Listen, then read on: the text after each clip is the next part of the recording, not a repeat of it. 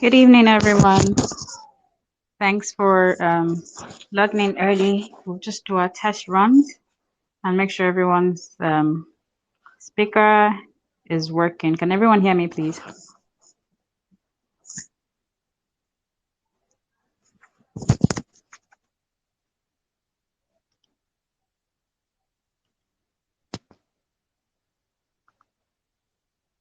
Can everyone hear me, please? Yes, I can. Okay, great. I think we're still connecting some of the speakers. They don't have mics yet. Thank you. Great. Yes, I can hear you. Thank you.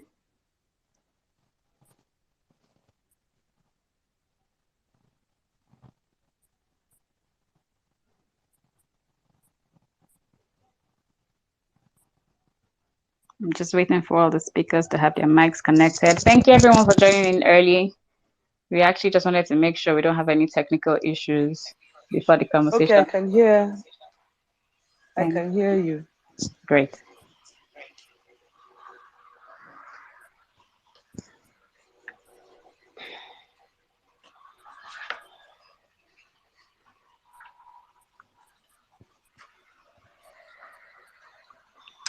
To all our listeners, as we, there seems to be an echo. Is it just me hearing an echo?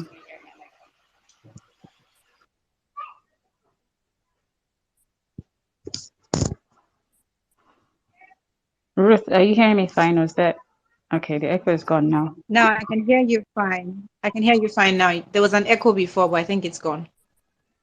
Great. So I was just trying to say to all the listeners, thank you for joining in early. Please go on to share the link with um, your tribe, your community, so we can have as many people as possible here in the discussion.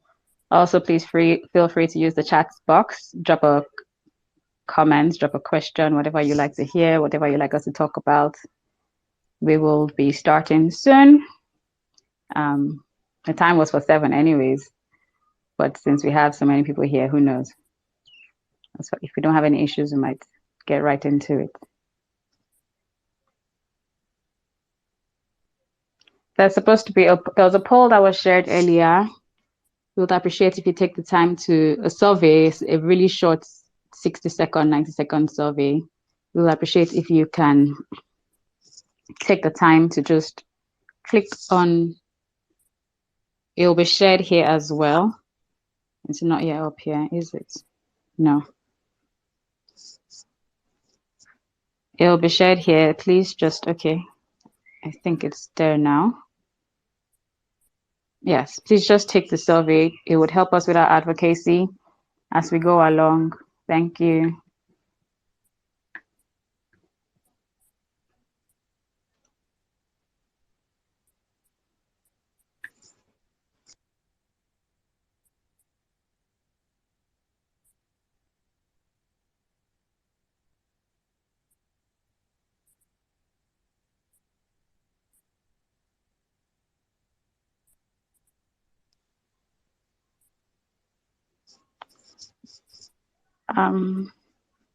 I do not see Barrister Ngozi.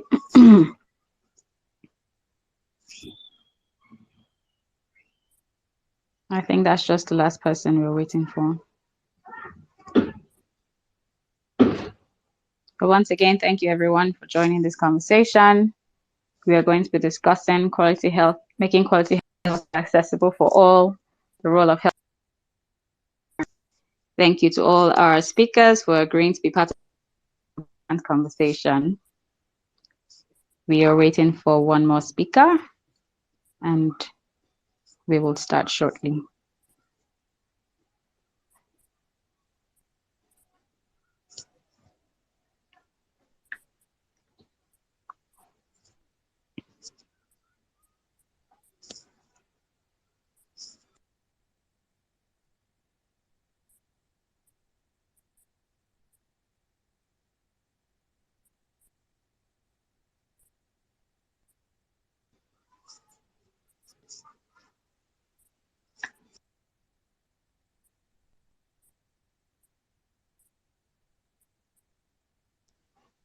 Please, can you hear me clearly? I got a message saying that I'm not too clear.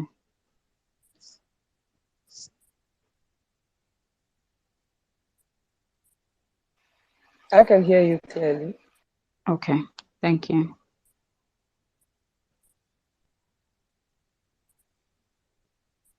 Anyone else? So I know it's just one person's network. It's clearer now. Okay, thank you. I can hear you very well. Great. Okay, so maybe as we just wait for our last speaker, we'll just start with some ground rules. But again, I'd like to say good evening to everyone and thank you for making our time to join our conversation. We definitely appreciate your being here, and we hope you're ready to contribute to our conversation. We would like to hear everyone's comments. The idea of this conversation is really to get a feel of people's attitude, knowledge, attitude, and actual practice towards health insurance in making healthcare accessible for all. This is actually a two-part advocacy conversation. We have one with anyone and everyone who cares to join on the Twitter space, and then we're going to have a webinar that's going to involve more policymakers at the national and the state level, grassroots level, and we're going to have feedback from them, from us, so that we can improve quality of health and ensure that healthcare is accessible to all, particularly leveraging on health insurance. So my name is Ameze Gwavoin. I'm a programs manager with Nigeria Solidarity Support Fund, and I'll be the moderator for the conversation today. And like I mentioned, I will just go ahead to set some ground rules, nothing major. For the listeners, please feel free to drop your names, location, any questions or comments in the chat box. We're happy to receive your contributions. There's also a poll in the shared tweets. Just please take a few seconds to, like I said, it will help with our advocacy, improving coverage of health insurance. For the speakers, kindly stay muted if you aren't speaking. Thank you. You've been doing great so far. We don't want people talking over each other just in case the conversation gets really heated or anything. Heated in a positive way. Okay, and use the raise your hand button, which will be found at the heart icon. If you click on the heart icon. Again, everyone, please feel free to share the link to your community, and I look forward to a robust conversation. So I would just take a minute to give some background on Nigeria Solidarity Support Fund, because I'm sure a number of people are actually just hearing about us for the first time or are not clear on who we are or what we do. So NSSF is an indigenous multi-donor funding mechanism. Basically provides resources to support the government's response to the impact of COVID-19 pandemic. We are not a government organization, because a lot of people hear Nigeria in our name and think that we are some government parastatal or something. We are non-government. We are actually a grant-making NGO. We were set up by the Nigerian Sovereign Investment Authority and Global Citizens. However, we are an NGO to support the government's response to the impact of the COVID pandemic. And this support is in 3 priority areas. Our first priority area is supporting the vulnerable population. The second one is strengthening healthcare systems. And then reskilling and retooling the workforce is our third priority area. Okay, so we still don't have our last speaker, but we have a number of speakers here. So I think that we can have our speakers just introduce ourselves. I'll start with Aproko Doctor. Please feel free to unmute yourself and just give a brief introduction of who you are. Thank you.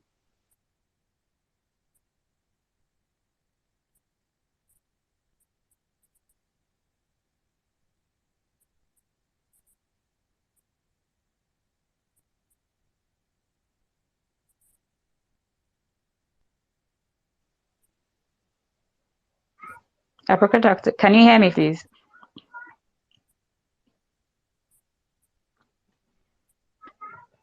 Okay. While we wait for that, I hope it's not on my end. I would have Dr. Lara Roberts. Please introduce yourself.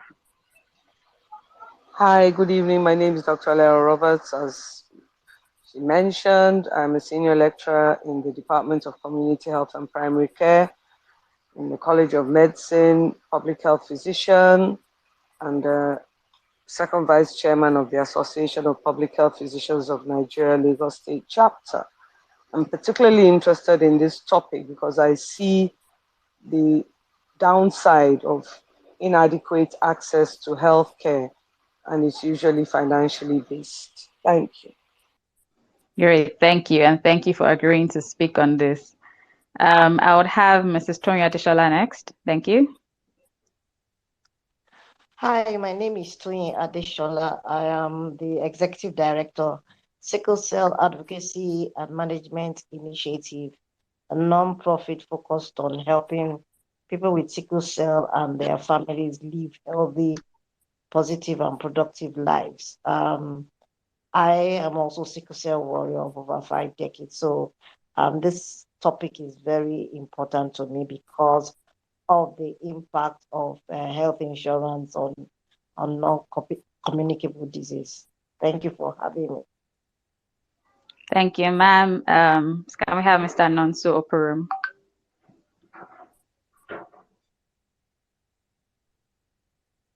Hi, good evening. My name is Nonso Porum, and I'm the co-founder and chief growth lead at Sosocare.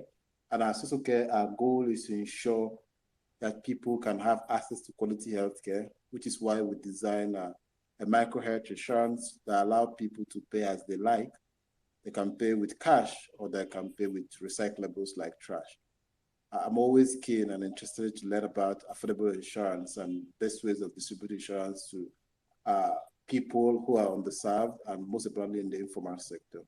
Thank you very much. Great, thank you. And then for now, we are going to have our last speaker, Dr. Chinonso, Apricot Doctor. Please introduce yourself if you can hear me now. Hi, good evening. My name is Dr. Chinon Segamba. I'm a medical doctor, behavioral change communication, and also the executive director of the Advocate Club, which is an organization that's set to reduce the financial burden of people who are underserved and help give some reprieve. Thank you. Great, thank you very much. Okay, so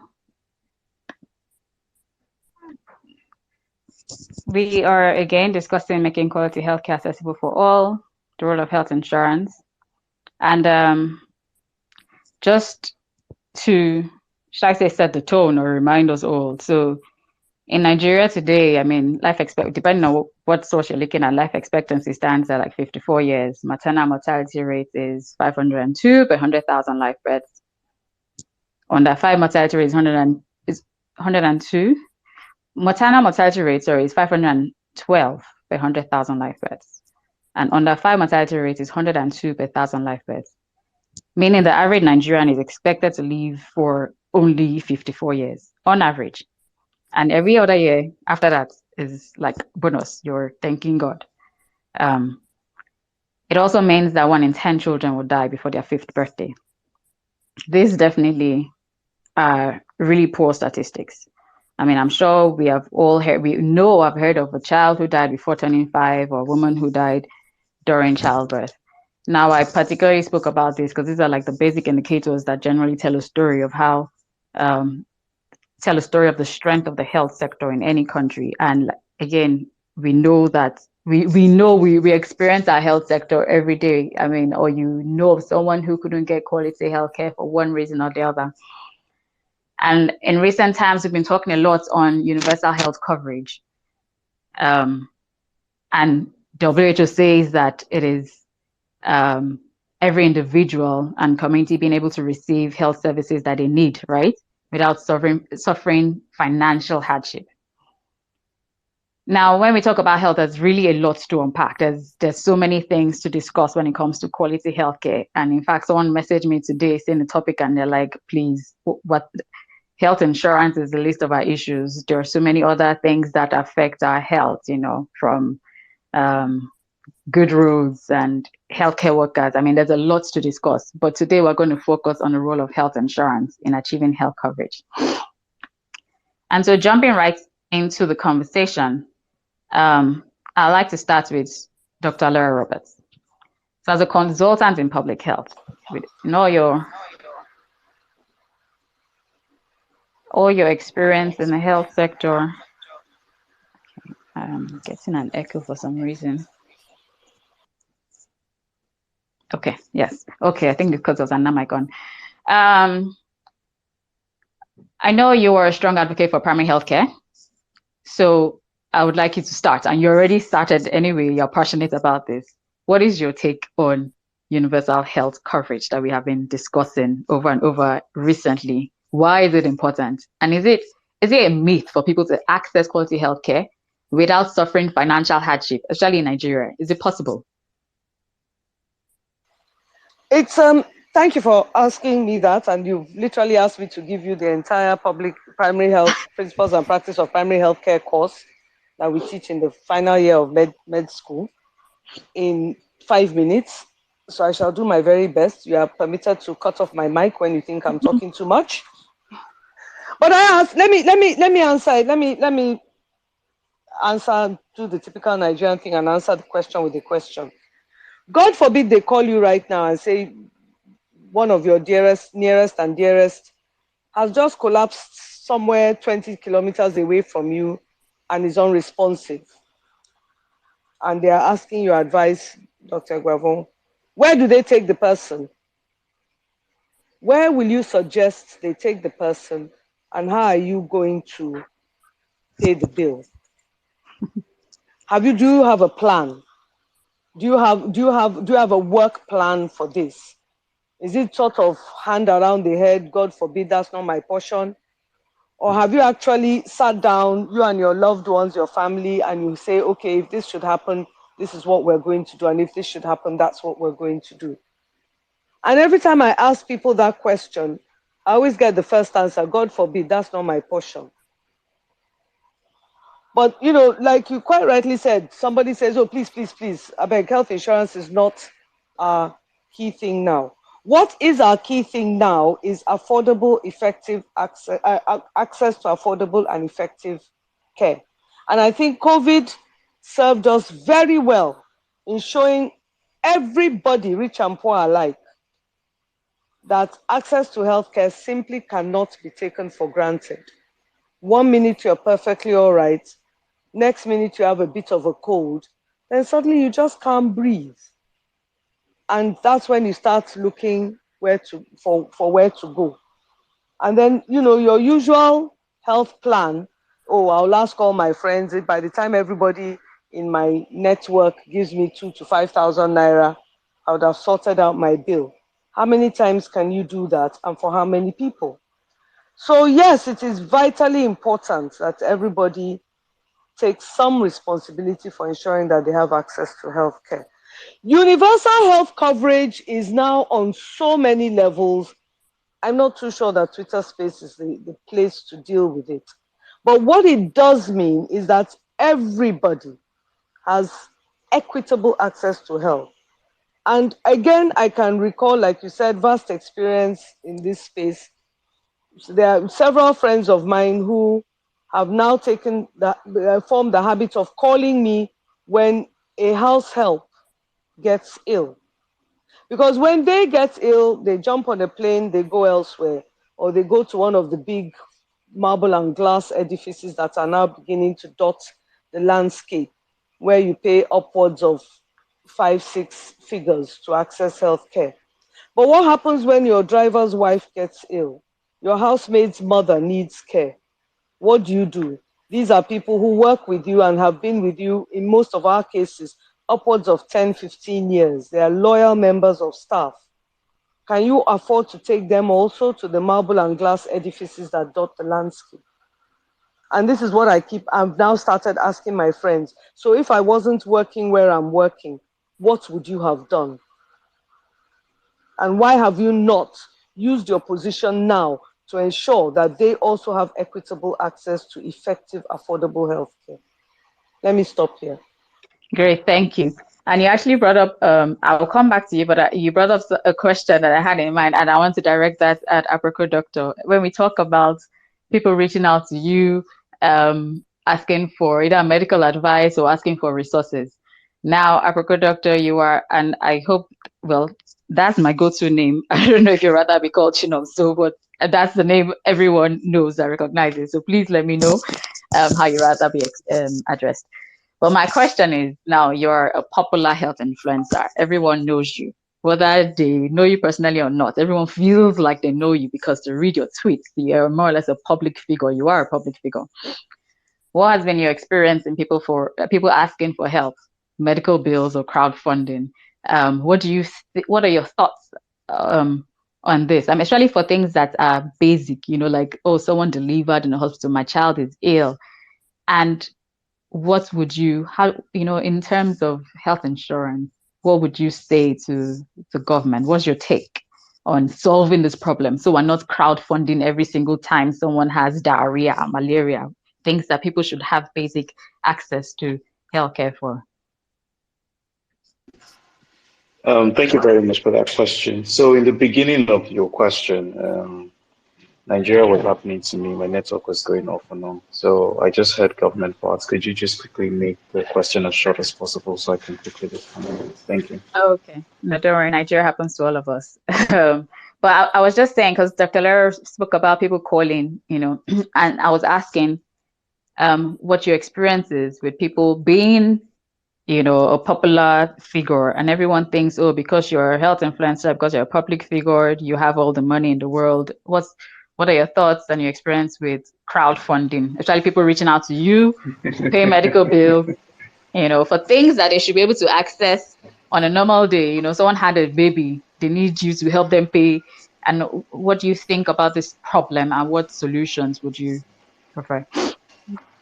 Thank you very much for that. So if there's anyone who has experience in crowdfunding, I think I should raise my hand as one of those people, because that's one of the reasons why the 100K Club was formed initially.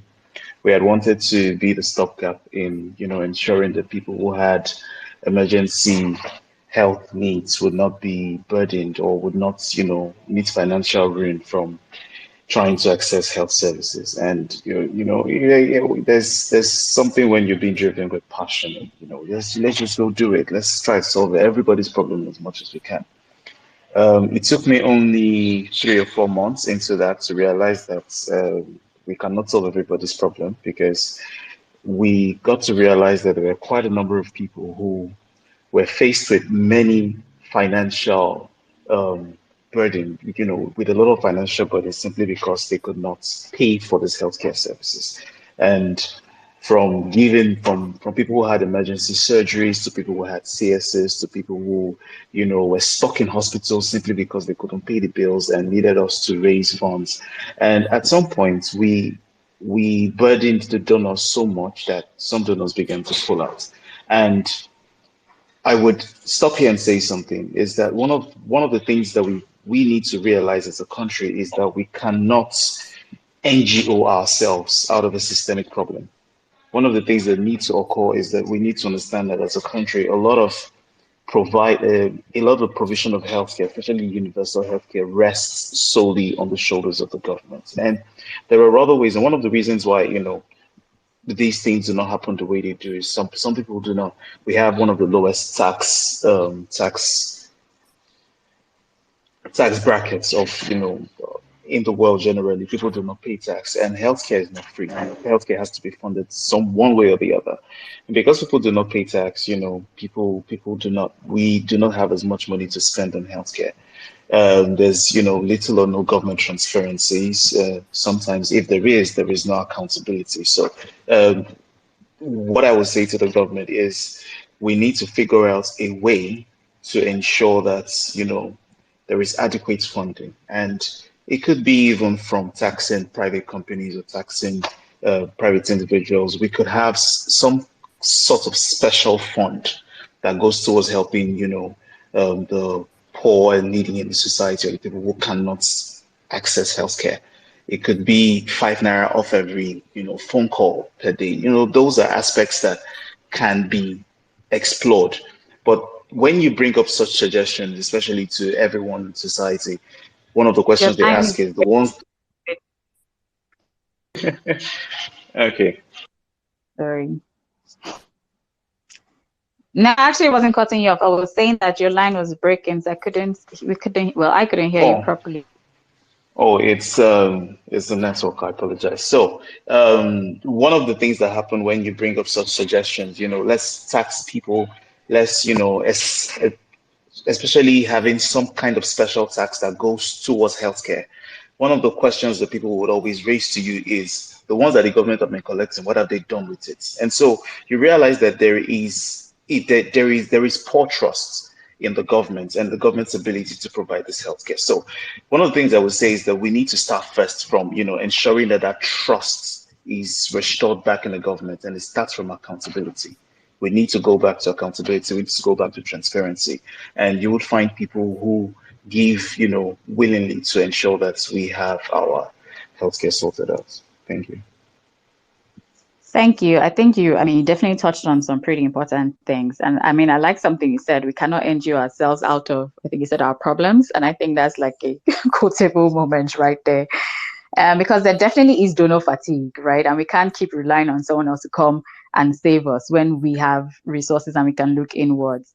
And then speaking on tax, again, that brings me back to the comment I had earlier where somebody says health insurance is not well, it wasn't like health insurance is not a problem, but like if we don't plan properly, then health insurance alone is not a problem. And the person spoke about corruption, like we need to tackle that, and which you touched on. Trust and accountability definitely is an issue. Speaking of innovative ways, yes, the government has been touching on there's the basic healthcare provision fund. There's all sorts of things we can get into. But before then, I think I would like to call on Mr. Nonso because, again, you are doing something that is innovative. So, firstly, whose responsibility do you think, Nonso Purum now, whose responsibility do you think it is to provide health insurance? And do you share your thoughts on innovation around that? Okay, thank you very much for your question. I think when it comes to financing health insurance, I see it, I think it's both ways. Private sector can come in to support to build health insurance systems in a sustainable way, and government on their end as well can come to support in building out health insurance system. Like our Proco doctor rightly said, the biggest problem with insurance is not people buying it, it's trust.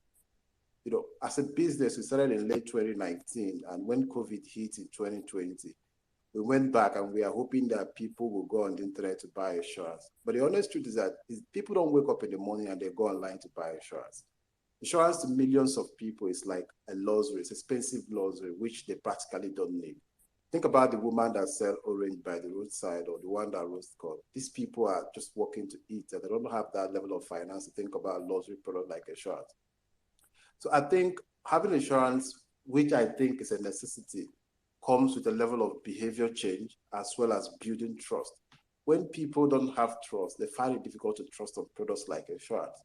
And one of the biggest problems we have faced as a country, and which I always talk about, is third-party motor insurance.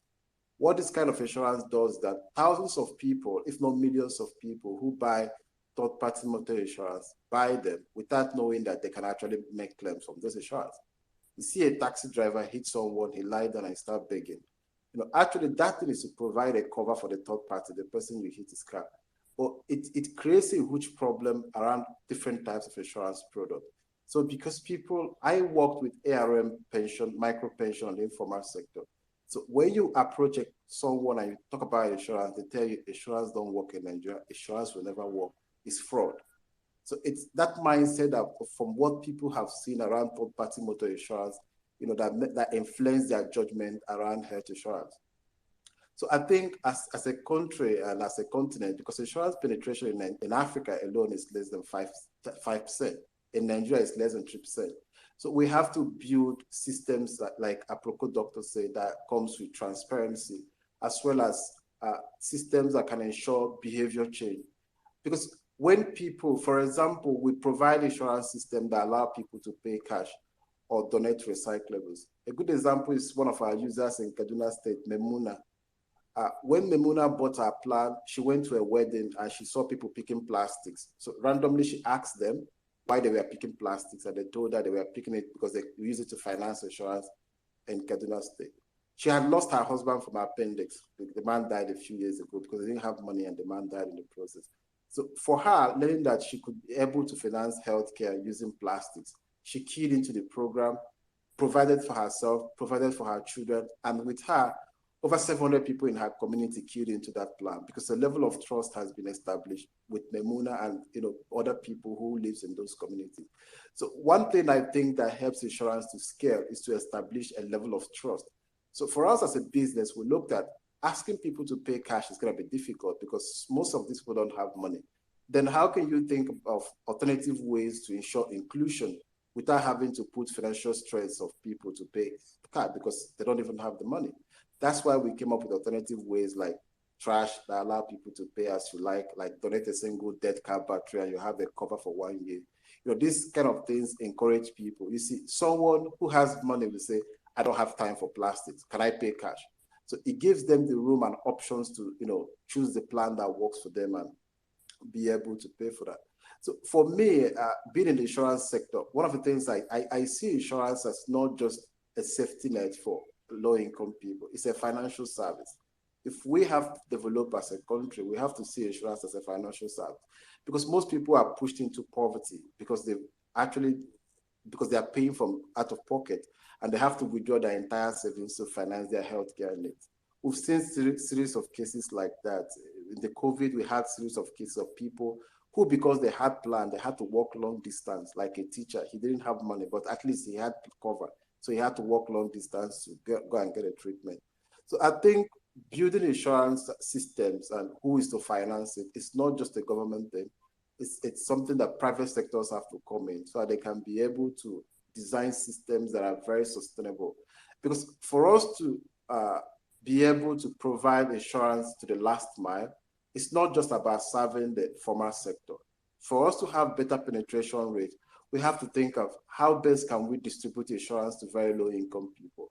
If we can be able to provide insurance to the woman who lives in a very remote community, who can afford to pay cash without having to push the burden on government, if we can think about systems that can enable us to be able to provide safety net for people like that, then and they've used the plan and they confirm it's working, I think our penetration rate will increase before the next 10 years.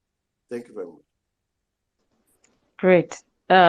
Thank you. And yeah, you've touched on so many important things. Vulnerable populations, that's one area that is dear to us at NSSF, is providing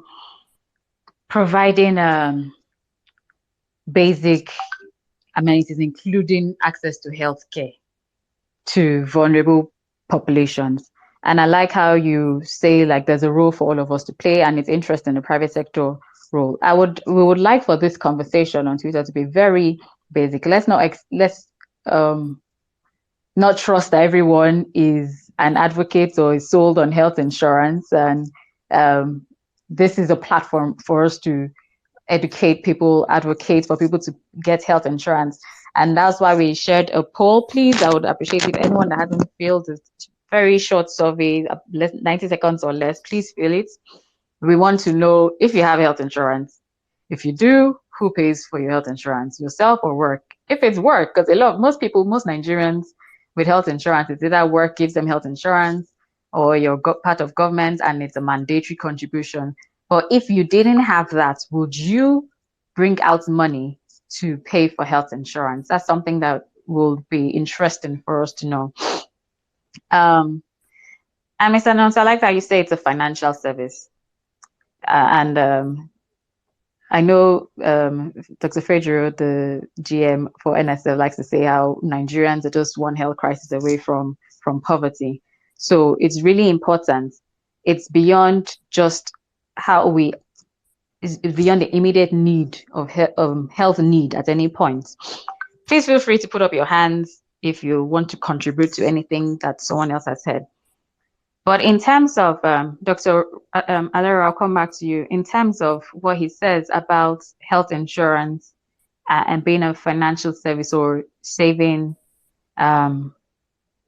families, so the social economic impact of having health insurance. What in your experience can you share in your stories in clinical practice, managing people with health insurance versus those who do not have health insurance? How does it affect health outcomes, survival rates, people even accessing healthcare, putting the family into poverty? Can you share anything this has influences your advocacy? So I love what I love what Apoko Doctor said. I love what Nonso said, and I think what Nonso said is actually very, very key. People are actually not aware of the rights and privileges and benefits of insurance, and this is insurance generally. But then before we even begin to talk about the health insurance, I mean, it makes me so angry when this third-party insurance car thing, somebody has hit your car and they're throwing themselves on the ground, and they don't realize that all they need to do, especially with mobile phones, take some photographs, talk to your insurance broker, and you know what, we all go to the panel beta and our bills are all sorted out, and it's just so annoying. So I know that people who have health insurance and who are educated about it usually come to the health facility much earlier in the disease process, which means that their chances of having a good outcome is so much higher. And this is what we keep saying. Instead of you to, first of all, you go through all the whole crowdfunding for every headache and whitlow that you have, then you go, from chemist shop to chemist shop to chemist shop to chemist shop. So by the time you actually do get to a health facility where your health problem needs to be dealt with, you are so far along in the disease process. All we're doing is end of life palliative care and writing the referral to mortuary services. It's too late. But when people are educated and actually have health insurance, they realize that at the very first departure from health, that is the time to go to the health facility. Better still, a good health plan would actually now encourage you to do a lot more preventive care. Are you getting your quarterly checkups, your annual checkups, so on and so forth? Are you eating healthy? They give you the advice because it is in their interest also to prevent you getting ill. So the health outcomes are definitely better. And when you look at the research, because of course we don't just say these things off the top of our heads. Many of us go into the literature and say, okay, so what's happening in Bangladesh and what's happening in Uganda and what's happening elsewhere? What are the outcomes of the insured versus the uninsured? It's a no-brainer. Great. Thank you. It definitely is a no-brainer. However, yeah, where we are with poverty rates, everyone deprioritizes health, which should be counterintuitive, right? Because I mean, if you're not healthy, if you're not alive, then you can't do everything else that you want to do. But somehow we tend to deprioritize health. I'd like to come to Ms. Toyin Adeshola, Executive Director for Sickle Cell Advocacy and Management Initiative, SAMI. Speak to us a little bit about what you do. And I know you provide health insurance for people in your community. What's your experience in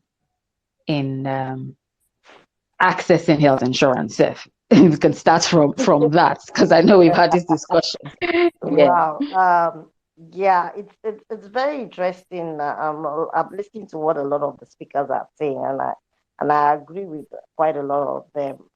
For us, when we started the NGO, we realized that a lot of our people, people living in sickle cell, the parents, especially from very low income communities, would leave the issue to go to hospital till it's too late. So I thought what do we do? How can we serve as a bridge between the person living with sickle cell and the hospital?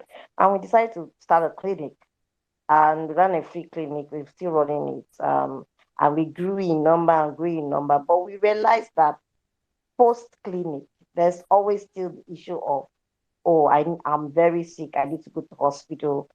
They don't go. And then we have to cough up money, look for crowdfunding to support people to pay their medical bills. And for us, we realized this wasn't sustainable. It was even becoming a weight for us. And that's why we decided, okay, let's look at health insurance. How can we put some of them who really, really, really need it on health insurance? And we realized that basically the government ones were not catering to the challenges of people living with sickle cell. I remember I some time ago, although I hear they've changed it a bit now. When we first wanted to go for the Lagos State one, they were saying hospital stay was 2 weeks, and my team and I had a good laugh because which sickle cell person stays less than 2 weeks or even 2 weeks? Sometimes they can be more than 2 weeks in a year. So that's why I went for the private one. And going to the private ones, we created this project called W Rescue with the aim of rescuing, in quotes, people who have great medical challenge living with sickle cell that they cannot manage their health, and we put them, children and adults, on health insurance with these HMOs. Now, the challenge with HMOs, because it was not all HMOs, we had to scout for them, is the issue of pre-existing condition. A lot of the HMOs don't support people with pre-existing condition, which include sickle cell, heart issues, and so many other pre-existing conditions. Um, they try and avoid it, understandably a bit due to the economic factors in it. But when we finally were able to get some of these people to appreciate, approve our request, one of the challenges we faced was that uh, after a while, maybe a year of use, they do what you call recalibration. And that is basically based on the number of usage the people on your plan have, have, has accomplished or has raised in the process. And when they recalibrate, sometimes, so for some of them, we realized they raised up to 400%, and it was challenging for us. We had to leave, and then I hear that sometimes some of these HMOs do it to sort of make you go away, so that it's so high that you don't continue with them again. But despite the negative aspect of what we've experienced, I must say the fact that we are on HMO has helped us a lot. We've seen families who are almost destroyed by maybe the father being ignorant of the child's condition, and because of financial pressure, decides to stigmatize the child, decides to abandon the child, neglect the child, and all that. And then you realize that once you put them on HMO, help them put the child on HMO, such challenges are reduced. I've seen that in a case. We've seen that in another case of a young lady whose father abandoned them, and the mother is the sole carer of the little girl with sickle cell. And with the HMO, they've been able to do a lot. I mean, the mother is so appreciative of being on this plan. So yes, there are major challenges which we'll discuss later. But I think basically from like Dr. Alero said, there's great impact. You see the situation of them going early to checkups. There's limited time of when they get crises, they are easily responded. Although there are still a bit of challenges between the health provider and the hospital, but at least from our own perspective, I think to a degree, health insurance has really reduced the burden we have on trying to help and support our community. Thank you. And thank you for definitely attesting to the fact that it makes a difference to have health insurance. For the people, I think like Nonso referred to, who do not understand, do not see the need in getting health insurance. We actually were supposed to have someone from the Health and Managed Care Association here, and then maybe we could have been able to ask questions about the recalibration that you just mentioned, because I understand that definitely will pose a major challenge. And, it makes me wonder if we really can achieve, universal health coverage, if we're leaving some people behind, people that actually need to be covered by health insurance, if they can't access healthcare without breaking the bank. Will we really have equitable access to quality healthcare? Unfortunately, we don't have them here today, but I'm sure we'll have them on Thursday. We're having a webinar on Thursday. I mentioned that earlier. We also would have someone from Federal Competition and Consumer Protection, and then maybe we can discuss challenges and the quality of care that people actually receive. Patients' Bill of Rights. Dr. Alero alluded to that. People don't even know what their rights are, under when they have health insurance, or even with accessing healthcare generally. It'll be great to discuss some of that. Please, if you want to contribute to something anyone has said for the speakers, please feel free to put up your hand. Also, for the listeners, please drop your comments. Or if you have questions, if you have, anything you want us to touch on, any comments, please feel free to drop something in the comments box. So I think, apropos doctor, I'd like to ask, how do you propose we provide health education in a way that we can improve on health insurance to improve coverage? Now you're doing great work in communicating topics that people typically think are boring, and you're doing a great work and you have a massive following and people listen to you. How can we, through innovative communication, improve knowledge, attitude, and practice? Because on one hand, I think knowledge is actually poor in terms of available health insurance options. Let's leave the private ones. But beyond that, attitude, like a lot of people will not bring out their money to pay for health insurance. How can we innovatively provide education and drive change, behavioral change? Thank you very much for that question. So, of course, as you mentioned, knowledge is poor. Many people don't even know what it is, or many people just assume it's one of those benefits that is given to you when you get a new job. Many people would not naturally, out of their own finances, decide to pay for health insurance. And one of the problems is, the attitude. The attitude is, I think someone mentioned something recently to me, and the person said that one of the greatest hindrances to health insurance in Nigeria is God forbid. And for some reason, we do not know exactly where that problem is from. Is it because of poverty? Is it because of,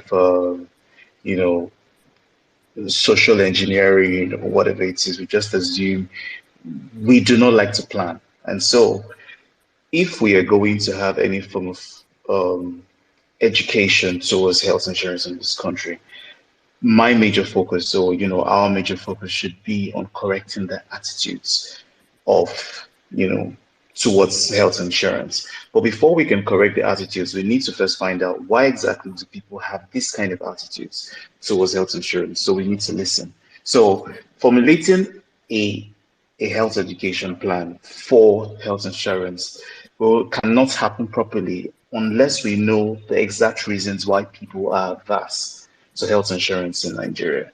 You know, if it's because they cannot afford it, we find out the reason why. If it's the attitude, we find out why they think health insurance is a waste, and correct those things. But initially, going forward, when we've been able to answer most of those questions, then we should also look at creative ways. Try as much as we can not to be seen at loggerheads with them, because sometimes when you're trying to correct a certain notion that a person has held deeply for a very long time, they may have some.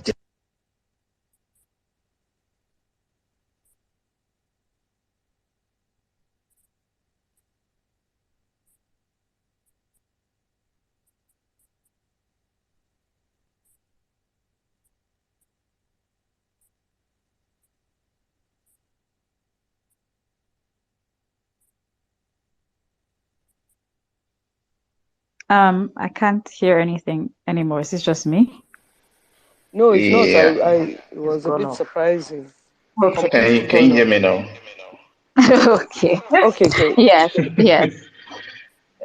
So one of the ways we can help sort that out is to use stories. I am a firm believer in stories because when I'm telling you a story, it doesn't look like I'm instructing you, but in the middle, when our parents, when we're growing up, even though the practice is not very correct, our parents used to keep drugs inside morsels of eba and gari and then give it to us, especially children who did not like to take drugs.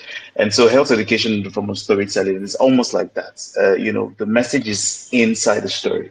And by the time they're done with the story, they've left with certain life messages. And so creatively, we could use stories, to help pass across this message across, show the effect of someone, who was on the health insurance and someone who wasn't, and, the outcomes generally. Dr. Alera mentioned something earlier, and when she mentioned it, I was like, I think we should all go home. A person who is on health insurance tends to have better health outcomes because they usually present early. The doctors at some hospitals might complain that the people where they come pardon my pigeon, but let me speak the language of the people. The people where they do come hospital now, people will get health insurance because any small thing they're in the hospital.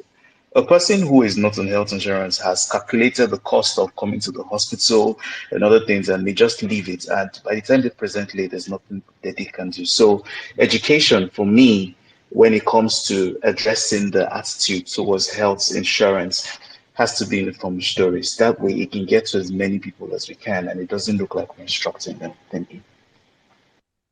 Great, thank you. And yes, please, pidgin is allowed. Anyway, to communicate clearly as far as it's civil, we allow. Pidgin is a Nigerian language.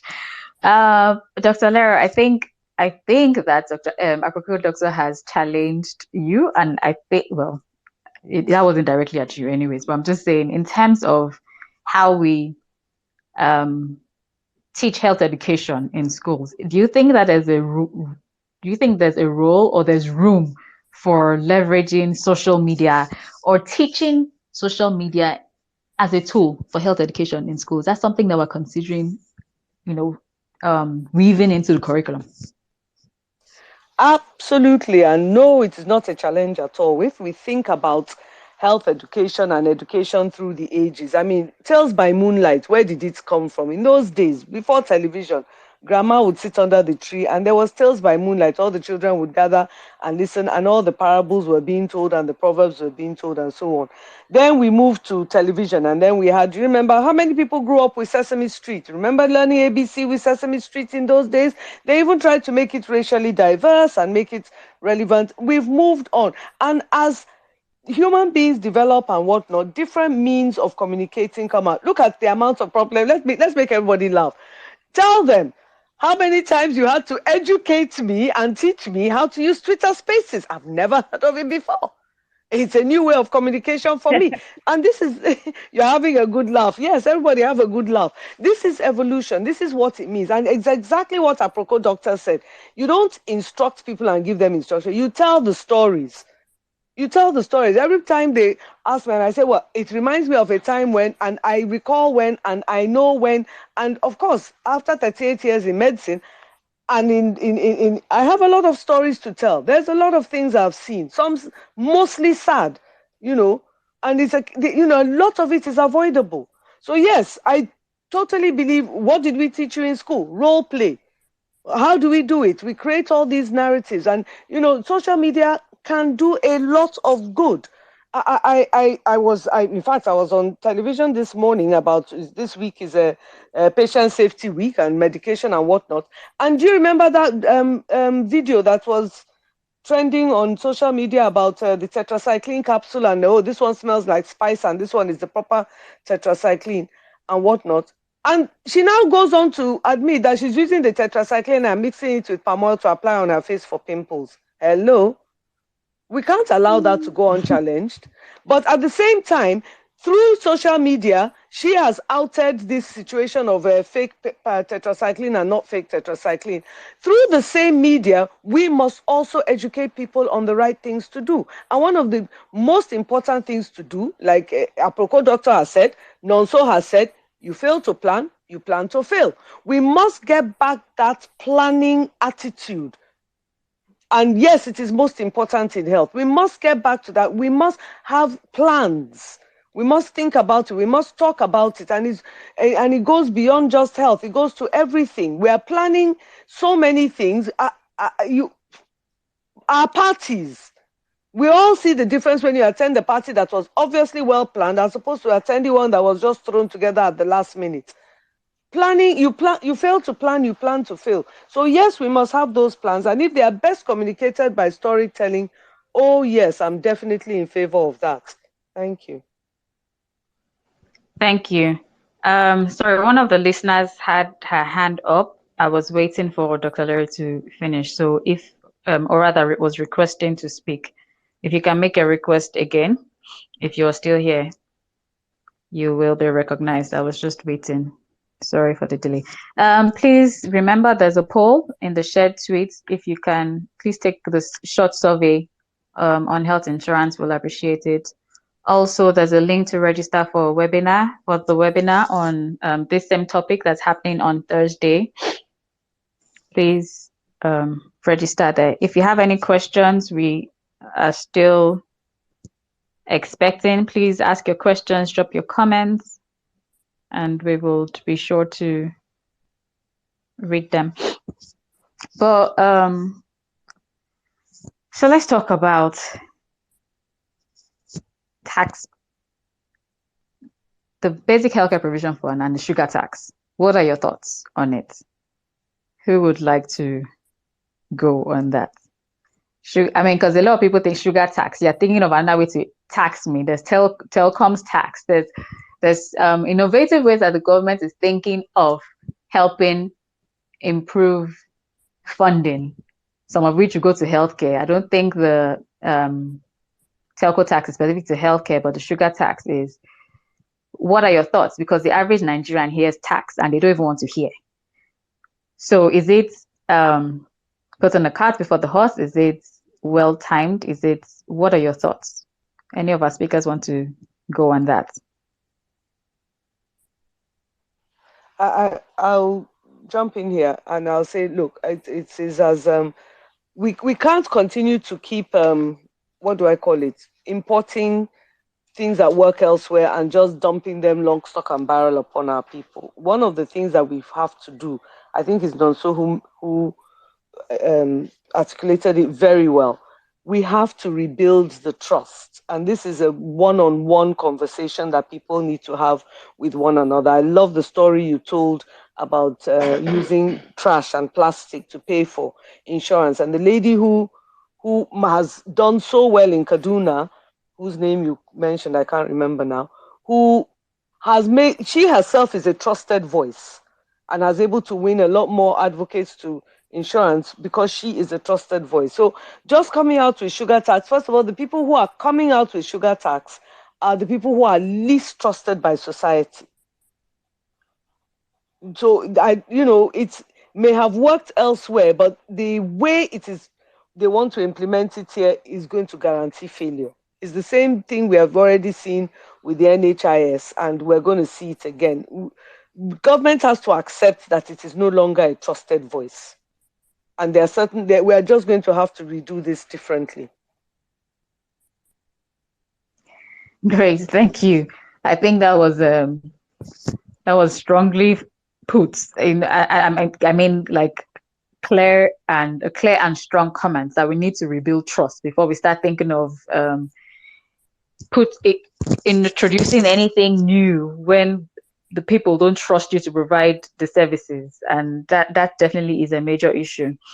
Um, okay, someone had their hand up. I have something to say. Okay, go ahead. Sorry. No. Someone, well, the hand has.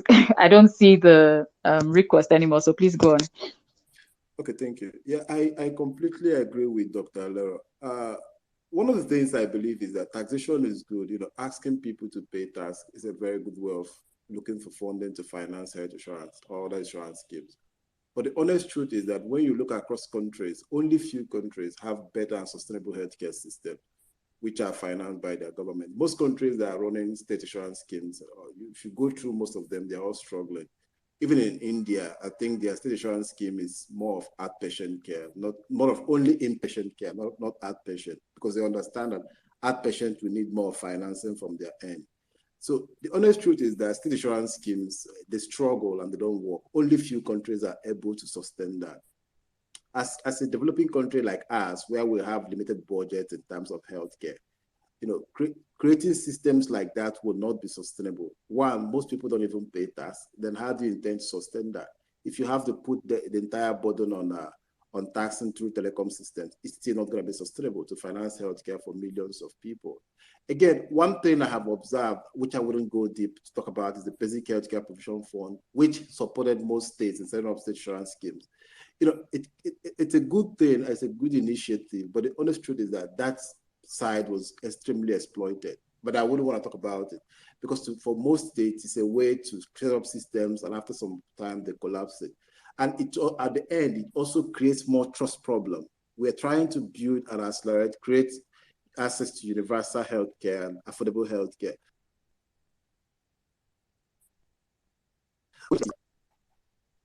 In fact, no, so you went exactly where I did not want to go with that basic health care provision fund. To sustain it. I have witnessed it myself. I've argued with so many states in terms of that before we backed out because we didn't want to get involved.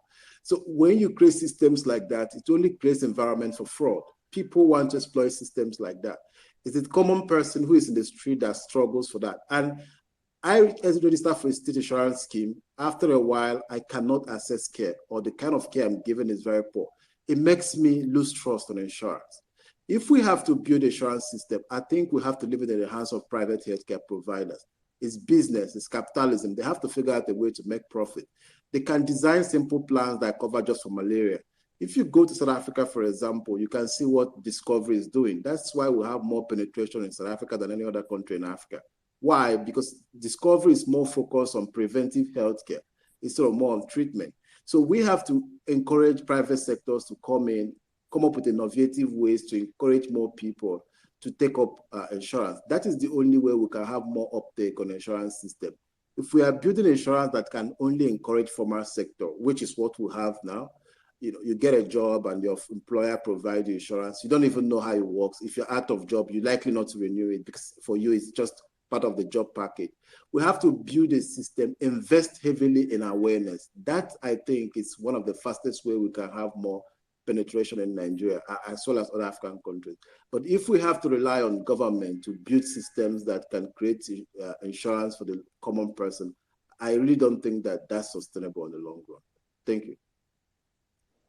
Thank you. And I think, yes, we absolutely want to have this conversation.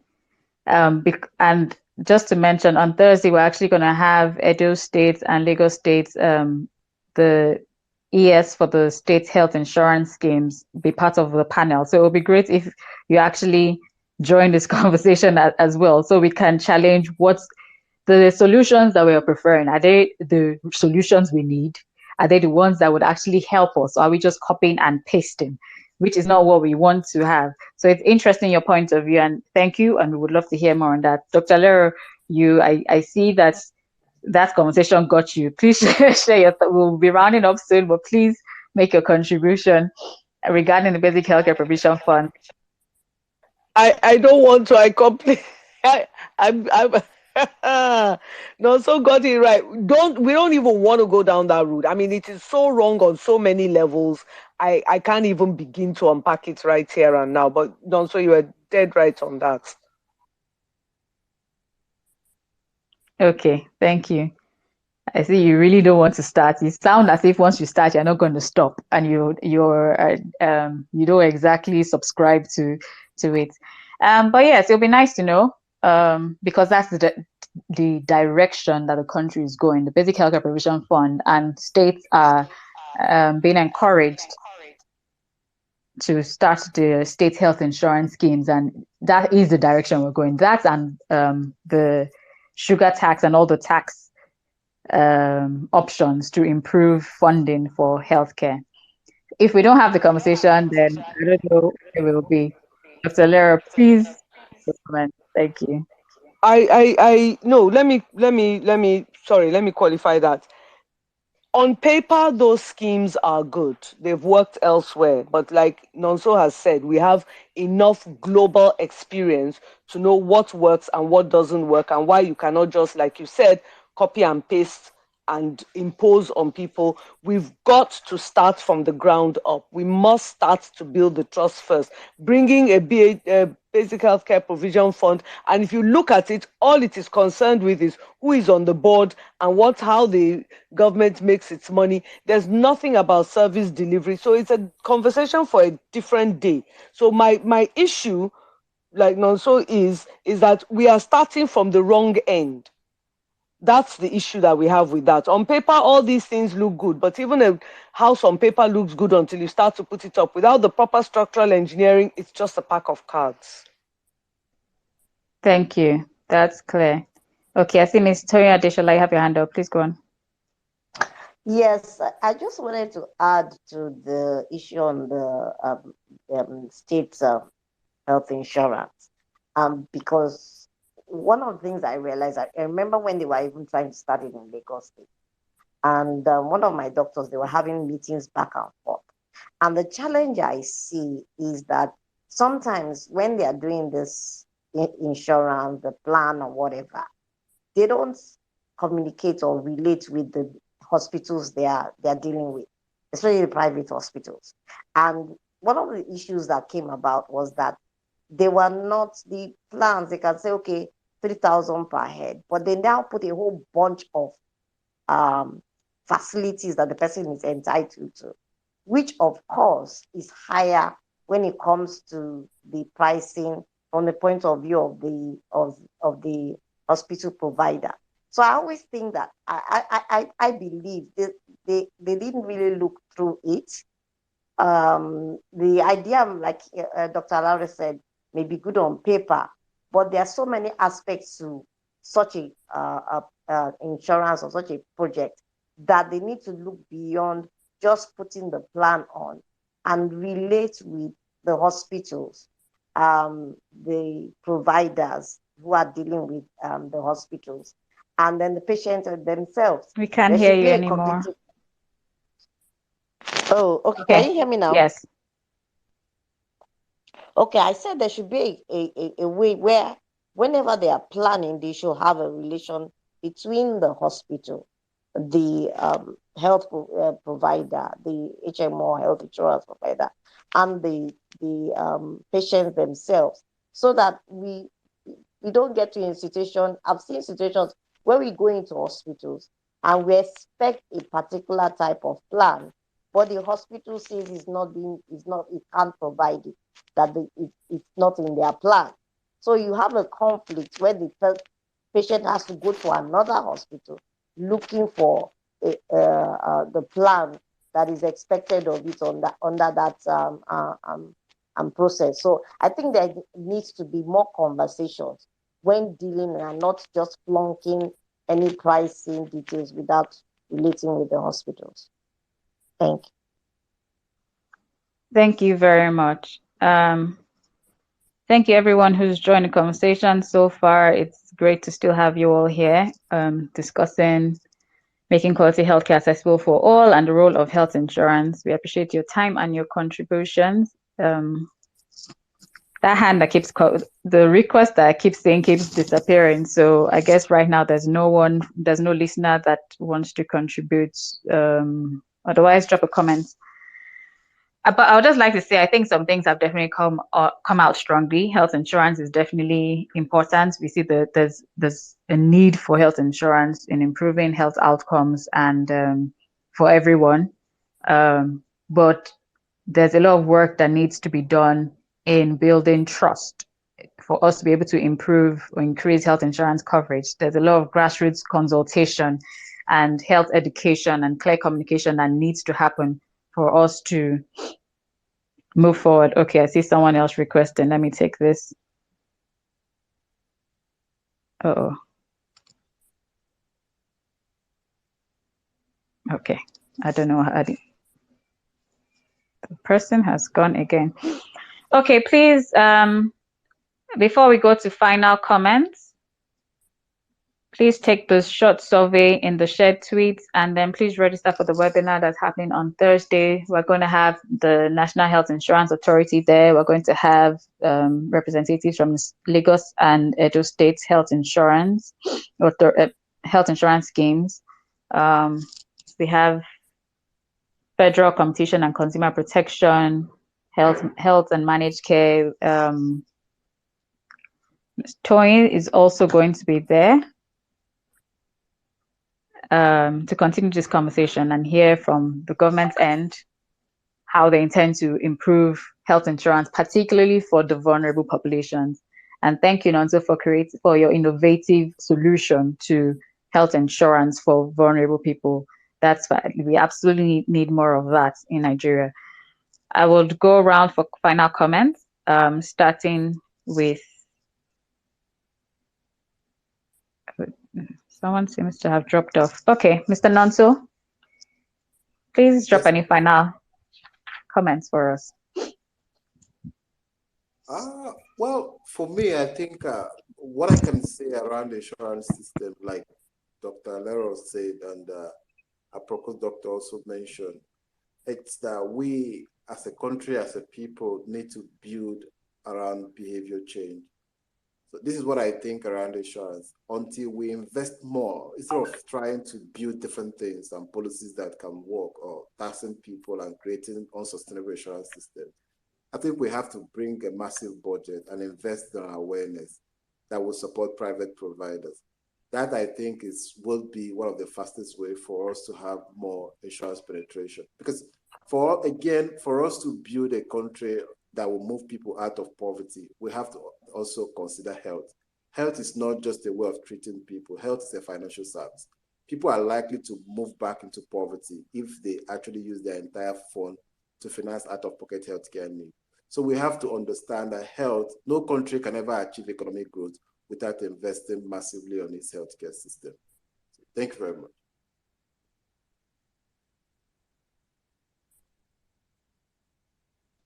Thank you. Someone was requesting to speak. I'm trying to approve, but Okay, does he have the mic now? Okay, go on.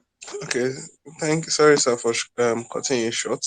I came in towards the end and you were asking for comments, and I love the idea of health insurance because currently I'm in Delta State, and Delta State has this health insurance scheme for under fives.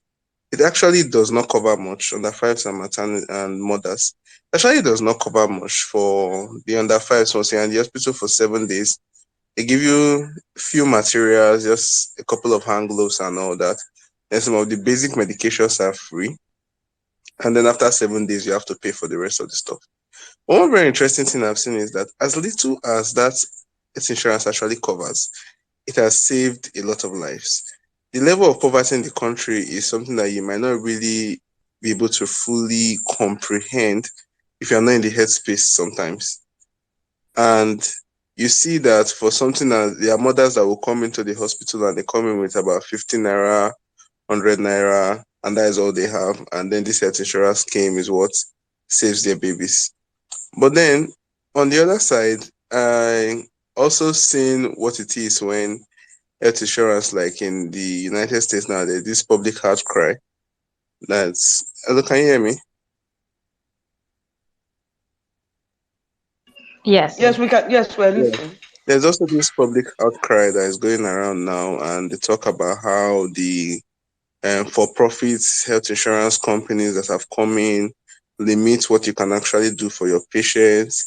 It takes a lot of time for you to get approval for the services you want to get approval for, and eventually sometimes when the policies are put in place, they are not reviewed on time, and even newer updates in technology cannot be given to patients that need them, which means that as great as it can be sometimes in those kind of places, there's not such a huge lacuna in what the patients actually get and what you can do, that the doctors are now even crying and saying that it's not very beneficial for them.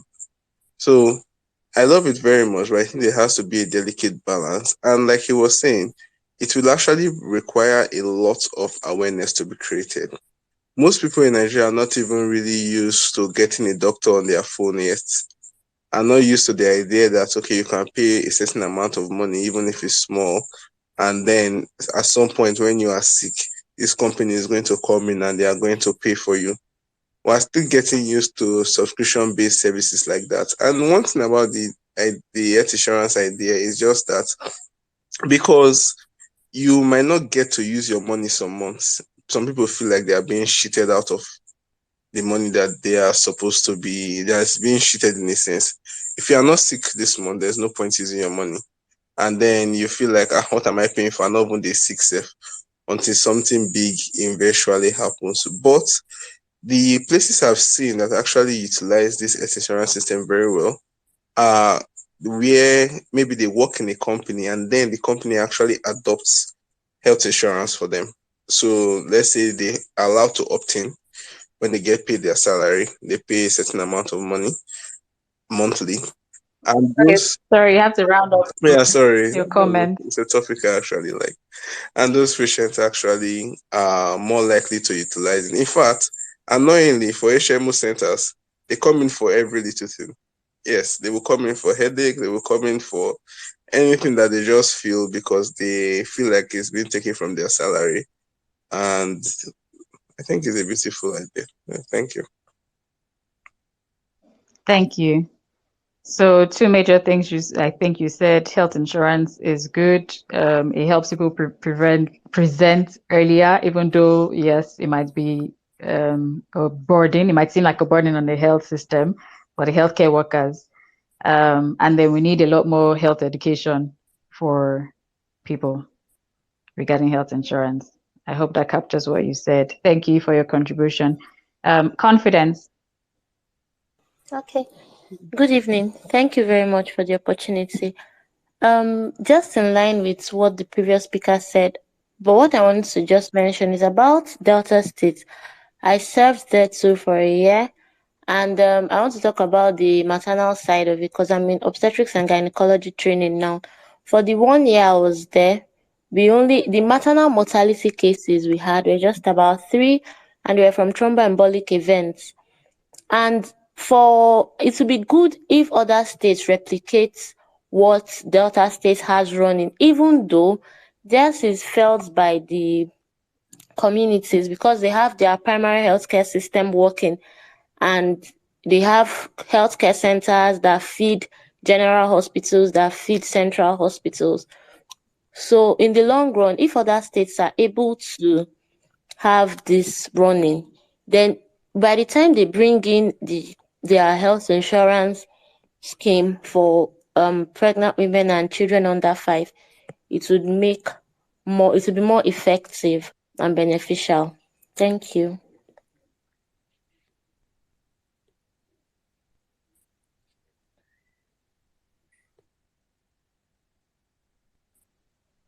Thank you very much. So you're advocating for health insurance. Thank you.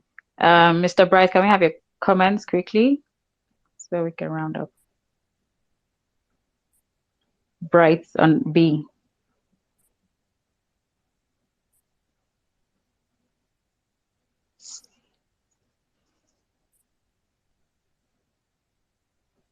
Right, B, are you there? Okay, if not, I think Ms. Toyin has dropped off as well, or at least I don't see her. Apricot Doctor, can we have your final comments, please? Thank you very much. I think at the risk of sounding redundant, trust. And also, if we're looking for solutions, one of the problems that we have, especially in this part of the world, is that we like to add ultra modern and fancify things. There's so much focus on things that look nice rather than things that work. And it is very possible that the solutions for these health insurance problems are really simple and they're local. So why seeking for solutions? Let's look locally. Let's look for local solutions that work for local problems. Thank you. Great, thank you. And I'm sure you know that we'll be calling on you because you said a lot about health education. A lot, we'll be calling on your skills to ensure that we actually carry out this health education to ensure that we improve coverage of health insurance in Nigeria. Thank Not a you. problem. Dr. Lara Roberts, please. Final comments. I think everything has been said, but this is certainly a conversation that is not ending here today. I do look forward to the conversation on Thursday. I look forward to hearing from the people in the NHI space or the state health insurance space. And I'm going to be calling on all of you for my program on television because this is a topic that is so near to my heart and is one that we definitely need to talk about because it's the one way I can see of effectively changing the health system in this country. Thank you. Great. Thank you very much. Thank you, everyone, for your time. Thank you for listening in. Thank you for your contributions. Please remember to sign up for the webinar on Thursday. You can check us out on our website, Nigeria Solidarity Support Fund, at www.nssf.ng. Please be sure to follow us on Twitter and Instagram at NSSF_NG. And you can find us on LinkedIn and YouTube at Nigeria Solidarity Support Fund. Please, the conversation doesn't have to end here, as we have said over and over again. Feel free to tweet at us, join our conversation on Thursday, where we can hear from other people and contribute to that. I'll say thank you and have a great evening.